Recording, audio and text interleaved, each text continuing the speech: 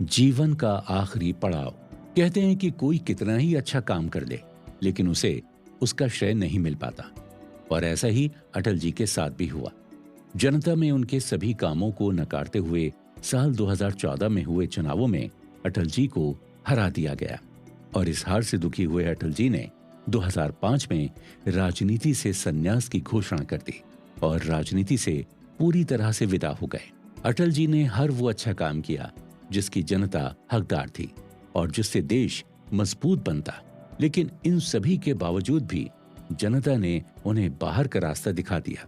पाकिस्तान के साथ उन्होंने हर बार संबंध सुधारने की कोशिश की, लेकिन हर बार पाकिस्तान ने उनकी पीठ में छुरा मार दिया।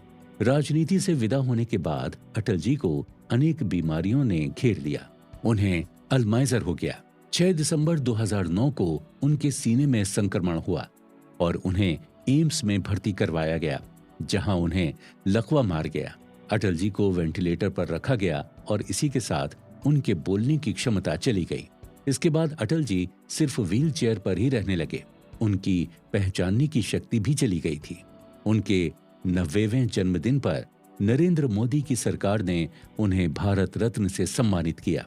अटल जी के बारे में सहारा समाचार पत्र ने लिखा, पूर्व प्रधानमंत्री अटल बिहारी वाजपेयी लीग से हटकर चलने वाले राजनेता थे, इसलिए वे आंधी में भी अलग चमके, चाहे वो राम मंदिर का मुद्दा हो या फिर पाकिस्तान का। बेबाक वाजपेयी वही बोलते थे जो देश का जनमानस समझता था। संघ से कभी दबे नहीं, पार्टी में कभी झुके नहीं। अमेरिका हो या रूस, किसी से डरे नहीं। सबको साथ लेकर चलने की ऐसी कोशिश कि भारतीय राजनीति में गठबंधन की राजनीति के इतिहास पुरुष बन गए।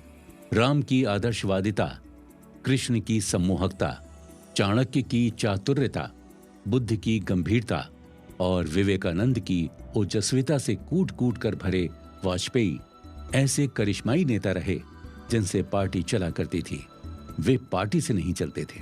भाजपा में ही नहीं, विरोधी पार्टी के लोग भी ये मानते हैं कि विशाल व्यक्तित्व, सहज स्वीकार्यता व नैतिक राजनीति के पक्षधर वाजपेयी दुनिया को प्रभावित करने वाले राजनेता रहे।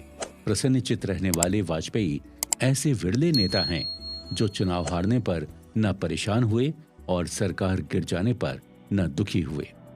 शुचिता और नैतिकता का इतना ऊंचा मानदंड कि एक वोट से सरकार गिर गई, लेकिन समझौता नहीं किया। 16 अगस्त 2018 को इस महामानव ने अपनी जीवन लीला समेट ली और इस दुनिया से प्रयाण कर गए।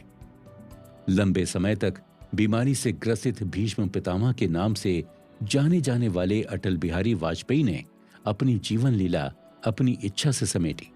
अटल जी ने अपनी जीवन लीला देश की आजादी के दिवस नहीं समेटी, ताकि उनके निधन से देश की जनता इस पवित्र दिन को किसी शोक से जोड़कर नहीं देखे।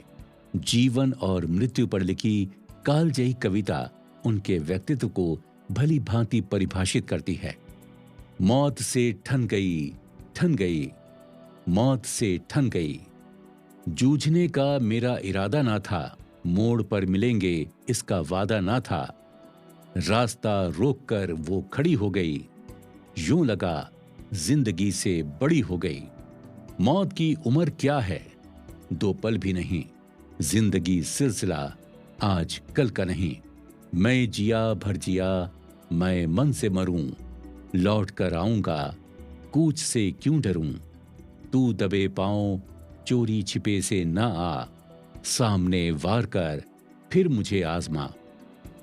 मौत से बेखबर जिंदगी का सफर। शाम हर सुरमई, रात बंसी का स्वर। बात ऐसी नहीं कि कोई गम ही नहीं। दर्द अपने पराए, कुछ कम भी नहीं। प्यार इतना परायों से मुझको मिला, ना अपनों से बाकी है कोई गिला। हर चुनौती से 2 हाथ मैंने किए, आंधियों में जलाए हैं बुझते दिए। आज झकझोरता तेज तूफान है, नाव भंवरों की बाहों में मेहमान है। पार पाने का कायम मगर हौसला, देख तेवर तूफान का, तेवरी तन गई, मौत से ठन गई। दोस्तों, क्या अटल जी ने पाकिस्तान के साथ संबंध सुधारने की दिशा में जो कदम उठाए थे उसके कारण हार का सामना करना पड़ा, या फिर अटल जी की हार का कारण और कुछ ही था?